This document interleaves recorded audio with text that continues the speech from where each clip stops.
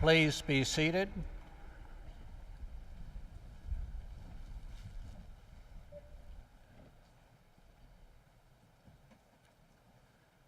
We gather today on campus and around the world in the 150th year of MIT to celebrate the commencement of the class of 2011.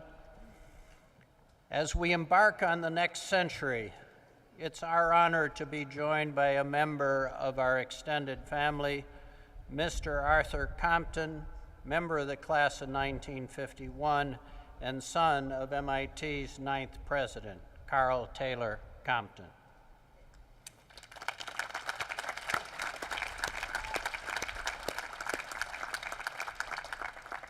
I am also pleased to welcome to the stage the Honorable David Marr, Mayor of the City of Cambridge.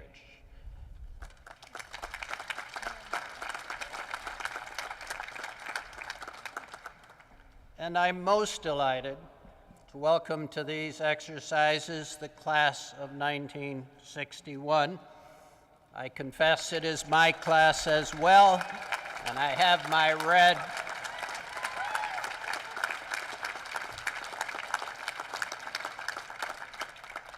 We, the class of 61, set forth from Cambridge on Commencement Day in our 100th year, the centennial celebration.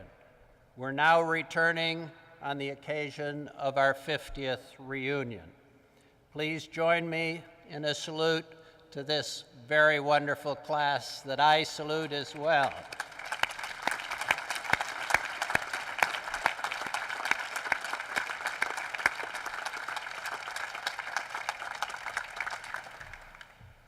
Today's commencement speaker is a mechanical engineer, a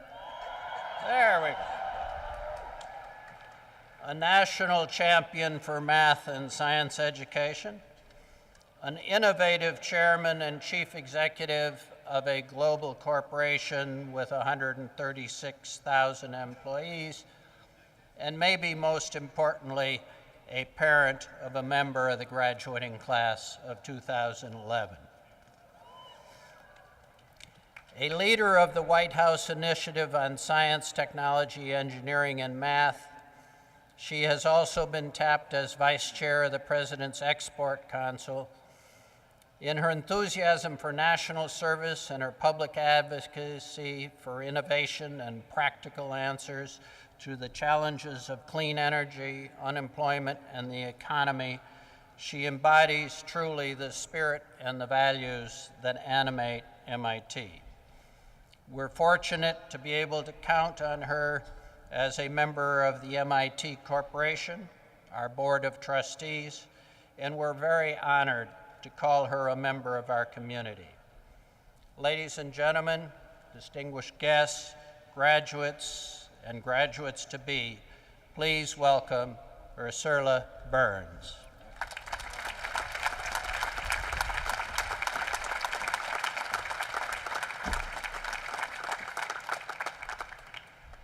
Hi, everyone.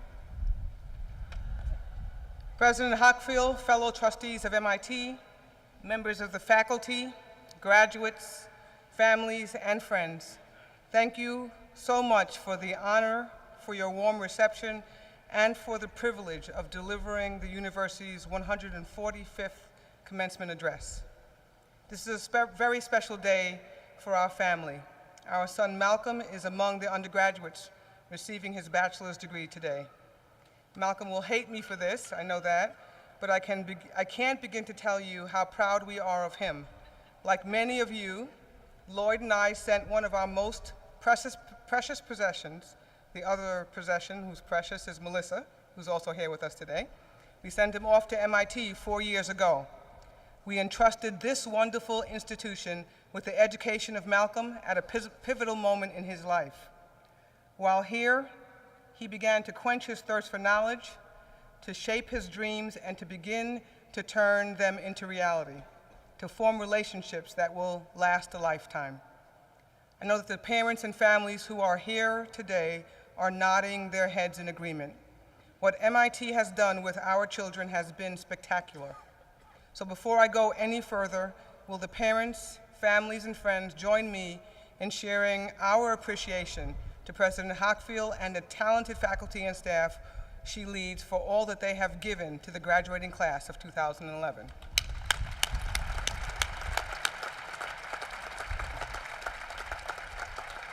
When I thought about what I would say today, I couldn't help thinking about what advice I would give to my own children, so I talked with them.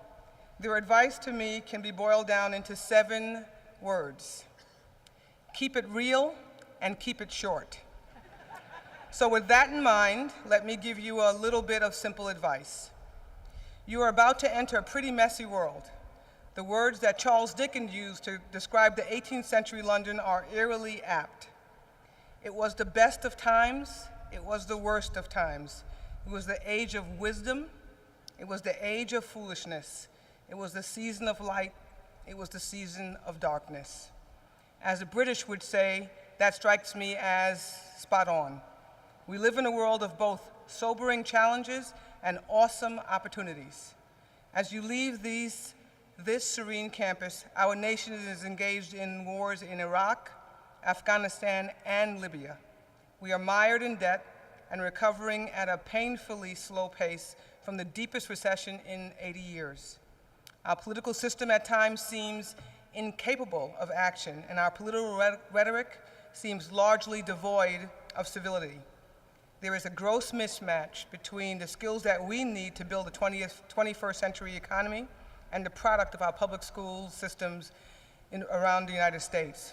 And yet, for all of these shortcomings, our system of government is still the envy of the world. Our universities at their best are also the envy of the world. I dare say that the graduates here today are among the best and the brightest that have been produced at any time and in any place in the long history of mankind.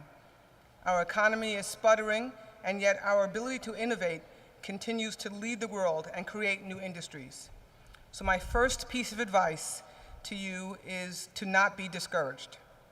In the words of an old Johnny Mercer song that your parents will remember, I know that I remember it, you don't know anything about it, except for these 4 lines. You've got to accentuate the positive, eliminate the negative, latch on to the affirmative, and don't mess with Mr. In-Between. Yes, we do have problems, but we also have great opportunities. Despite the tremendous challenges that you face, I implore you to embrace them. The truth is, the world needs you now, perhaps as never before. We need your passion, your creativity, and your drive. We need the spirit of exploration and the thirst for knowledge that you embraced here. We're finding that some of our old assumptions and ideas don't work anymore, and we can use people who are willing to ask the basic questions of why do we do it the way that we do, and how can we do it differently and better. Yes, it's a challenge, but it's also an opportunity. And that's precisely what's wrapped up and rolled up in those diplomas that you'll receive in a minute. It's all yours. You earned it with a lot of help. You deserve it, and no one can take it away. Yeah, hurt and help. At the same time, I hope that none of you will think of your diploma as an endpoint. This event is called a commencement for a reason. It's not a curtain call. You've been given a wonderful academic foundation, an invitation to begin a journey of lifelong learning. Albert Einstein wrote, he's one of my heroes, that learning is not a product of schooling, but the lifelong attempt to acquire it. For openers, here's my advice. For openers, I would encourage all of you to follow the example of MIT and embrace change and learning willingly, and with a sense of excitement and wonder. The university is celebrating its 150th year. It has survived and excelled for a century and a half because it has evolved and it has changed. The only thing that I can predict about your lives with any certainty is that change will be a constant. Back in 1980, when I sat where you were sitting, there were no cell phones, if you can believe this, the internet, let alone the iPad, was not even the stuff of dreams. Chinese capitalism and the fall of the Soviet Union were unimaginable. Kabul and Islamabad, who ever heard of these places? They conjured up only the vaguest recognition of places in some distant corner of the world. Genetics was in its infancy. Even as recently as a few years ago, the thought of a global economic meltdown was beyond comprehension. I can't pretend to tell you what your lives will be like and how the world will change, but I know it will, and at a pace that will continue to increase. You can't stop it. In many ways, you are the cause of it. So I say learn to love it and make it your ally. Next, you should also have fun. It's a big deal. Choose a career that gives you pleasure and fulfillment. Surround yourselves with people who make you laugh, people that you love, and people who are good. I know that people are more likely to be successful if they have a passion for what they do. Make yourself a promise today. If down the road that you find that your career, your life is not fun, revert to my first piece of advice: change. Third, change but be true to yourself in the process. Your family, MIT, your church, your synagogue, your mountaintop has given you a set of core values, a moral compass. Hang on to it. I have a great saying that hangs on the wall of my office. And anybody who comes in, I force them to read it. And it goes like this: don't do anything that won't make your mom proud. Your life's journey will include some turbulent waters. You'll have lots of choices, many of them difficult. The values that you've developed through family and MIT and friends will hold you in good stead. Fourth, set your sights on changing the world, in leaving this planet a little bit better than you found it. That need not be something grandiose or as grandiose as it sounds. It can take the form of getting involved in one of the big ideas of our time, or working for an organization that creates decent jobs for its workers, or raising a family that will carry good values into the future, or mentoring just one kid one day. Believe in something larger than yourself. Make a difference. Live life so that at the end of your journey, you will know that your time here was well spent, that you left behind more than you take away. The Bible teaches us that to whom much has been given, much is expected. You sit here today, a privileged few, having received a great education from the greatest university. Now it's time to begin giving back. I hope that you will take a few moments today to reflect on how fortunate you are and how much support the university has given you. And I hope that in the distant future, you will remember how you feel this day, and also remember who the speaker was. I can't remember who my speaker was. Proud that an important phase of your life's journey is ending, and anxious about the one that is just about to begin.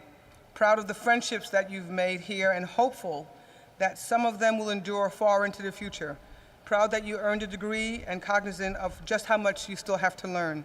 Proud that you have achieved an important milestone and aware that you have much to do and miles to go before you rest. Allow yourself to bask in the glory of what you've accomplished, and pledge to yourself that you will cherish what you have learned here and use it as a foundation to build a wonderful, contributing life. Most of the chapters of your life are still to be written. Most of the pages are blank, obviously. In that sense, too, these are the best of times. My congratulations to all of you.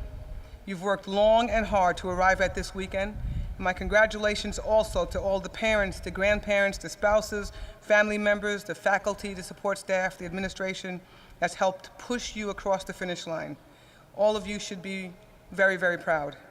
I wish you all the very best, and may all of your dreams come true. Thank you.